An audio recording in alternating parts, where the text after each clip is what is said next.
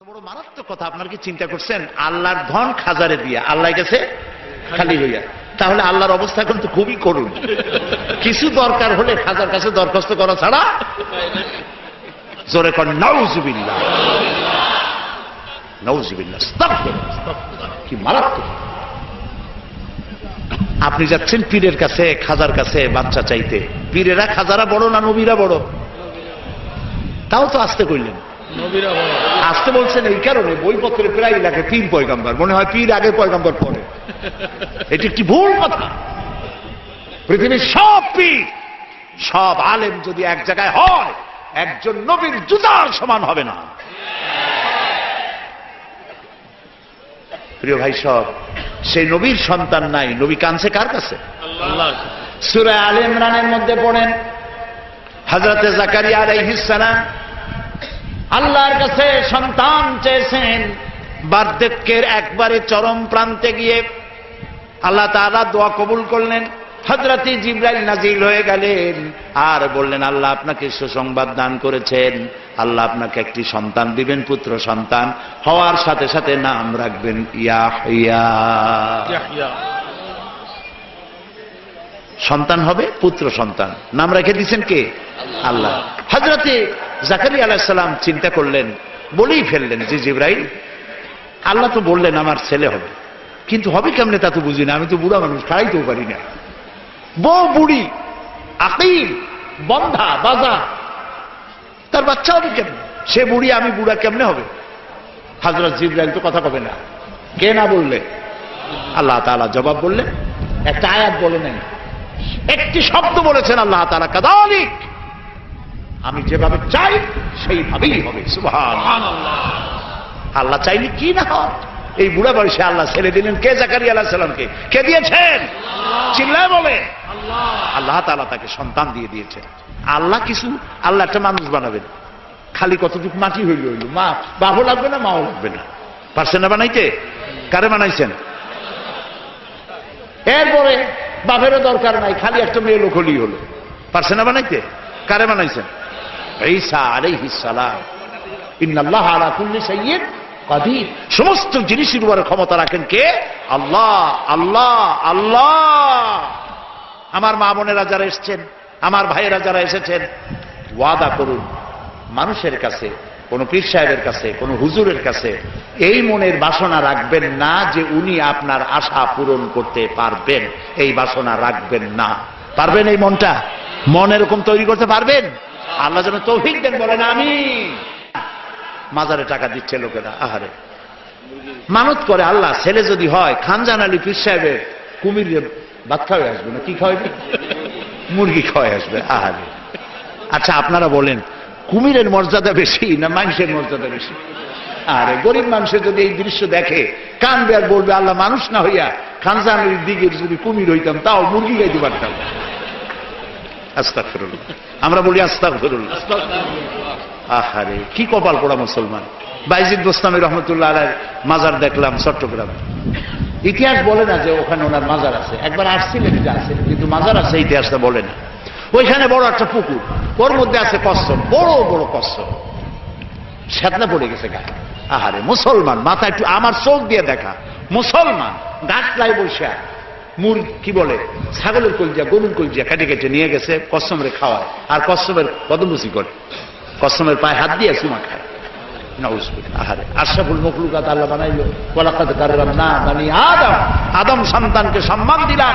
সেই সম্মানিত আদম সন্তান তারা গেল কচ্ছপের কদমুচি করতে। নাউজুবিল্লাহি মিন যালিক। দেখলাম গাছ, অনেকগুলি গাছ আছে, এই গাছে দূরের থেকে দেখলাম এত ফল। আমি বললাম যে এত ফল হয়েছে গাছে, কি গাছ? কাছে গিয়ে কি ফল? ফল টল না, ইট আর পাথর ঝুলানো। আমি জিজ্ঞেস করলাম যে ইট পাথর কেন, এগুলো কারা ঝুলাইছে? কয় যে ওই যে মেয়ে লোক আসে যাদের বাচ্চা হয় না, ওরা ইট আর পাথর ঝুলাইছে। আমি বললাম এর সিগনিফিকেন্স কি, এর দর্শনটা কি, ঝুলাইলে কি হয়?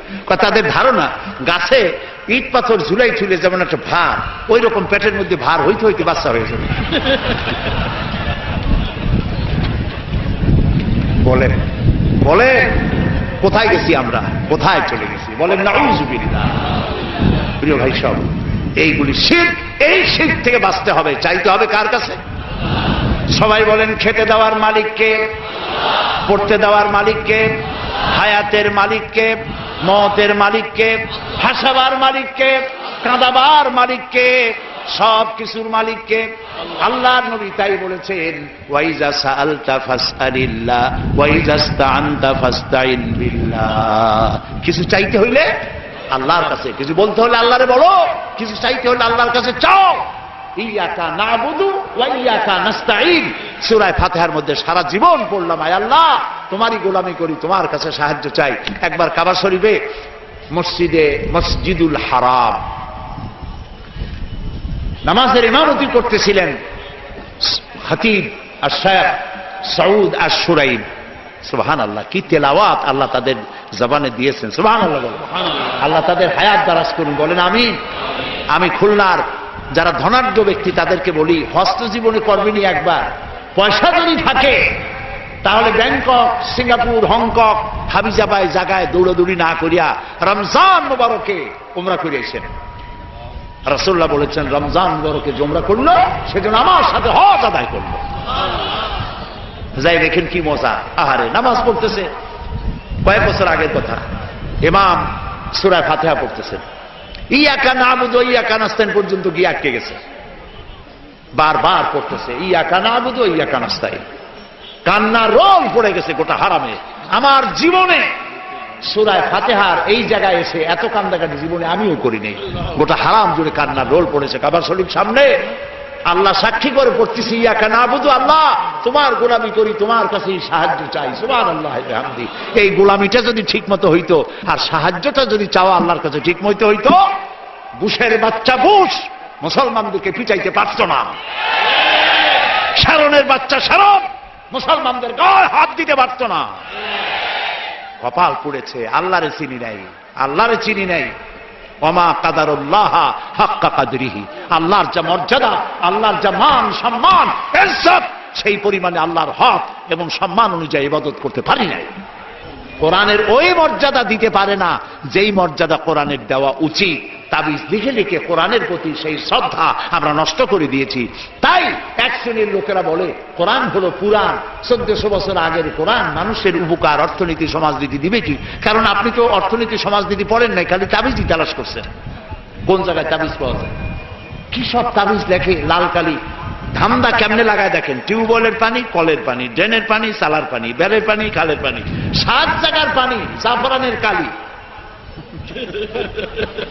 এগুলো আনিয়া তারপরে দাগ দেয়। কতগুলো লাল লাল দাগ দিয়া 1233, 1793, 612, 1117 সব হাবিজাবি। এরপরে ফেরেশতাদের নাম রাখে, তারপরে লেখে ইয়া কিতমির, ওই যে এক কুকুরের নাম, হ্যাঁ জিবরাইল মিকাইল তো আছেই, কুকুরের নাম লেখে। তারপরে কাপসা দাইতুস, এরপরে কি ধানের তুষ, এই সমস্ত দিয়ে টিয়া কতগুলি নাম টাম দিয়ে তাবিজ বানায়। আবার 40 কি চেহেলকা, চেহেলকা, কাফাকা, কাফাকা, কামাকা, কুকুকু, কুকুর টুকু জাতীয় চেহেলকা, কুমকুমিয়া হাদিস কোথায় পাইছি আল্লাহ জানে, কোন হাদিসে নেই। সাইফুল হাদিস হযরত মাওলানা মনোয়ার হোসেন মাদানী বসে আছেন, আমি যদি ভুল বলি বলে দিয়ে আজান কি কোনো হাদিসে রাসূলুল্লাহ তাবিজের অনুমতি দেন নাই।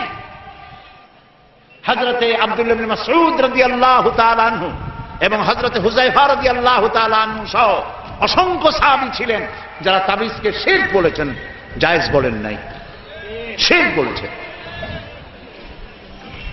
এরপরে গ্রামে দেখছি কলার ফেতরা, কলার পাতা শুকাই গেল ওটারে কি কয়? বাসনা কয়, বাসনা বলে, ফেতরা বলে। ওগুলো পিসাবদের কাছে নিয়ে যায়, তারপর কলার ফেতরা গির দিয়া এরপরে মানুষের গলায় বান্ধে। আহারে, মানুষ কি ছাগল? ওয়ালাকাদ কাররামনা বানি আদম, আল্লাহ বানাইলেন সম্মানিত, পরে ফেতরার খোল বাঁধে দেয় গলায়। আস্তাগফিরুল্লাহ, আস্তাগফিরুল্লাহ।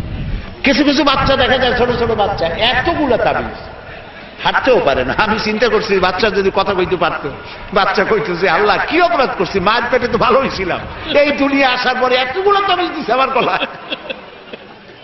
এরপরে আজমিরের সুতা, লাল সুতা, কালো সুতা, পীর সাহেবদের কাছে সুতা নিয়ে যায়, ওনারা সুতায় ফু দেয়, ফু দেয় গিরে দেয়, ফু দেয় গিরে দেয়।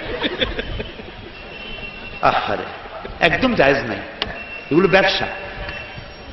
প্রিয় ভাই সব, রাসূলুল্লাহ এই কাজ করেন নাই, একজন সাহাবীও তাবিজ লেখেন নাই। ঝাড়ফুঁক জায়েজ আছে, এর অনেক হাদিস আছে, ঝাড়ফুঁক জায়েজ আছে। রাসূলুল্লাহ বড় মারাত্মক কথা, আপনার কি চিন্তা করছেন? আল্লাহর ধন খাজারে দিয়া আল্লাহ গেছে খালি হইয়া, তাহলে আল্লাহর অবস্থা এখন তো খুবই করুণ। কিছু দরকার হলে খাজার কাছে দরখাস্ত করা ছাড়া, জোরে কর নাউজুবিল্লাহ, নাউজুবিল্লাহ, আস্তাগফিরুল্লাহ।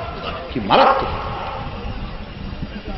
আপনি যাচ্ছেন পীরের কাছে, খাজার কাছে বাচ্চা চাইতে, পীরেরা খাজারা বড় না নবীরা বড়? তাও তো আসতে কইলেন, আসতে বলছেন এই কারণে বইপত্রে প্রায় লেখে 3 পয়গাম্বর, মনে হয় পীর আগে পয়গাম্বর পরে।